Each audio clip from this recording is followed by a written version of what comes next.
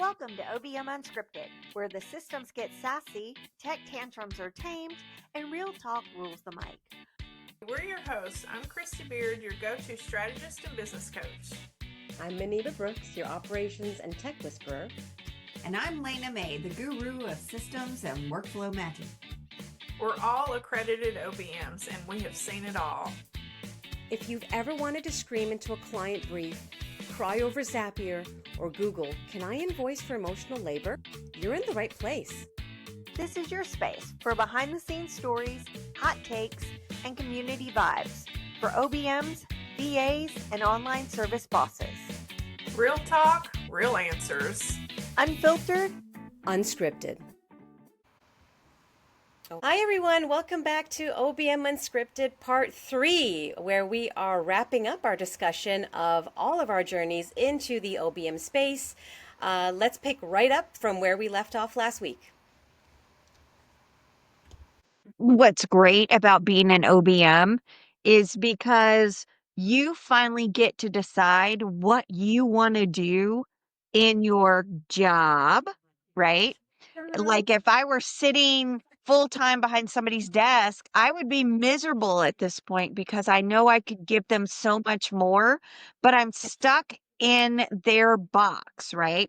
They don't want me to grow or don't have the money for me to grow or aren't open for that growth for their employee. And employees feel valuable when they're contributing to a business. And I think a lot of leaders forget that. Mm-hmm. And in the past, I probably would have done it for free just so I could continue utilizing skills that I had. But it's great now because I can go in with a scope and say, these are the things that we need to focus on in your business. These are the things that light me up, that are going to make your business flow so much easier once they're in place. And now I can put a price on that. So my skills are being utilized. I'm doing something I love. I light up when I talk numbers to them and they're just like, who is this? And why does she like numbers? So that for me has been the biggest transition. I get to use all my skills and I'm in control of that paycheck.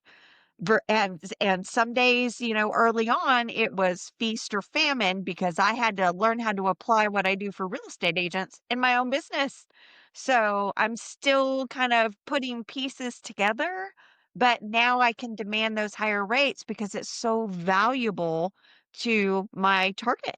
Yeah, I think that's what I like about the group coaching is I get to use everything. I get to use all my experiences. I get to coach and consult and strategize and mastermind and brainstorm and help them see the bigger picture and help them get from A to B. And I get to use all of my knowledge and experience in that. I'm not capped by the project or by the service or by the retainer. I get to do everything that I enjoy doing. And I also get to help more people doing it because doing one-on-one is great, but I feel like I can help more people when I'm doing the group coaching versus the one-on-ones. You, Let's Maniba, actually what's talk about that. firing Sorry. you up? Yeah, talk about what fires you up about what you do now. To be honest, Please. it's not the work at all. It's the flexibility. That is basically what keeps me coming back to doing what I do. I do enjoy the work. It's not that I don't enjoy it. And I like strategizing. I like solving problems. I like organizing things and everything looks nice and neat. And there's like nothing more satisfying to me when I see things working when I've put them into place and everything's like humming like a machine. I love that work. But what fires me up every day is I can choose my time. I own my time. Nobody can say, oh, there's a staff meeting at 8 p.m. tonight. Make sure you're on. I'm not going to do it. No, I control my schedule. I control when I have meetings, when I don't have meetings.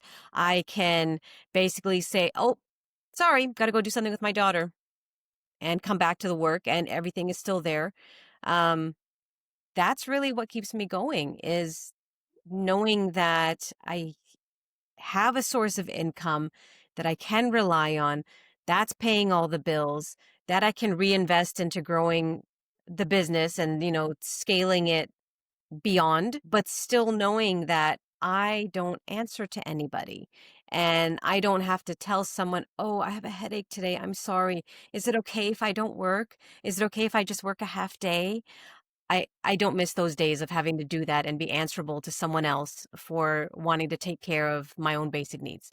So that's why I keep coming back to this profession. I think that's a good point because as business owners and entrepreneurs versus employees, that is such a mindset shift because you get to determine what you do. You no longer have somebody else telling you or dictating what your day is going to look like. And I think for me, it's even knowing that I can dictate what I want to do in the day, I still find myself falling into old habits on, oh, well, I really need to get this done today. It's on my list. And it's like, I didn't clock in. I'm not held to that standard anymore. And I think I still find myself sometimes falling into old habits on, well, I told them I was going to get this done today, so I need to do that. And it's like, oh, yeah, that's me. I cannot do that today. You guys know the other day I was having just such a hard time getting my thoughts together that I literally had to step away from the for the day. I got out of the house, I did some errands, I did some things just to get work and strategy and everything else out of my head. But the good news about that is when I came back, I actually had something to say at that point. Like, once all the thoughts were out, I took some me time. I came back in, and all of a sudden, I was a little more creative. Had a little more to add to that strategy. I could do everything better because I had the clarity and I got to take time for myself. You can't do that when you clock in. So that's one of my favorite parts, like you said, Maniba, that freedom of saying, I need to stop so I can work not only on myself, but just so I can work better for the client. Yeah, exactly. Absolutely.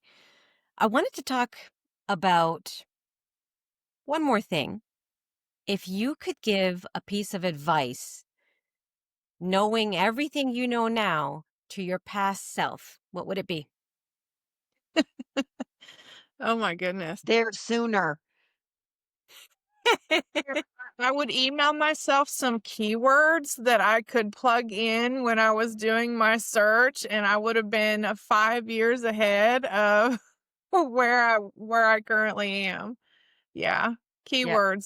Goodness, seriously. Yeah. Yeah. I probably would have said to myself, research to the point you know what questions to ask to move forward because those questions, when you don't know what you don't know, you spend a lot of time and money that you feel like you wasted because you already knew the thing that they were teaching. Get there faster. That's still my mantra. Like what do you not know? What questions do I need to ask to get there faster? Yeah. What about you? Yeah, 100% agree. I would tell myself to trust my gut more. Because my gut would have told me, you can do this. Don't listen to what other people are saying. Don't get wrapped up in the nitty gritty logistics and all of that stuff. You've got this. Do it. Just take the plunge. Do it. Don't question yourself. Go for it. I think if I had done that, it probably would have moved me through. But you live and learn. Each day teaches you a new lesson, so it's all good. So, any final thoughts about your journey as OBMs? Any advice you would give anyone listening on starting their own OBM journey? Maybe they're in the middle of their OBM journey and having some doubts and questions. What would you tell them? Find somebody who is already doing what you want to do and have a coffee chat because they will literally tell you the questions that they did not know moving forward. and they will ask you enough to know if you need to go through a course or not, because they can already assess your skills to know what's being taught in other courses to say, you don't need a course, you need a marketing plan. Or, yes, you need a course so you can gain these skills to become an OBM.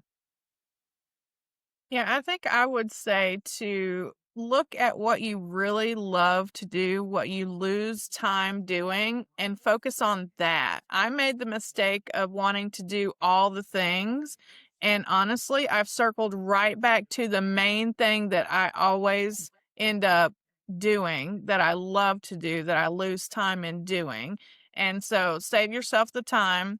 Write a list if you need to of, whatever comes to your mind of all the things that you love to do, but then narrow it down to what you really, really, really love to do. If somebody took it away from you, how would you feel? That's what you need to do. That's where you need to start. What about you, I would Anita? say I would say keep going. Yeah. It's for some people, I will acknowledge for some people this OBM journey has come easily. They were able to decide, I'm going to do this. I've got support and backing. I've got, my finances are taken care of.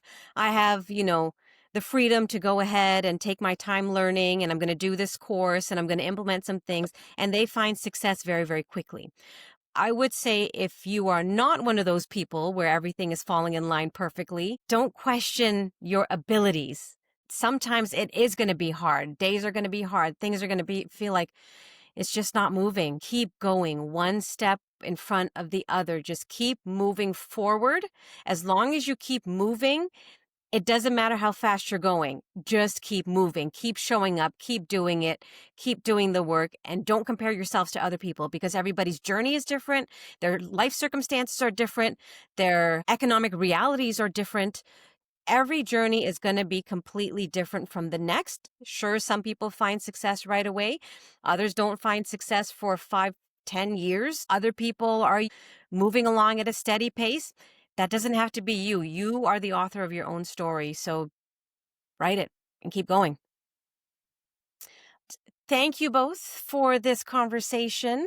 Really enjoyed learning about your journeys into the OBM space. For everyone listening, remember we do have communities that you can be a part of on Facebook and LinkedIn. So if you would like to come in and share your story, we would love to hear it. We will have the links to both those groups in the show notes, and hopefully we will see you back again next week. Thank you. Bye.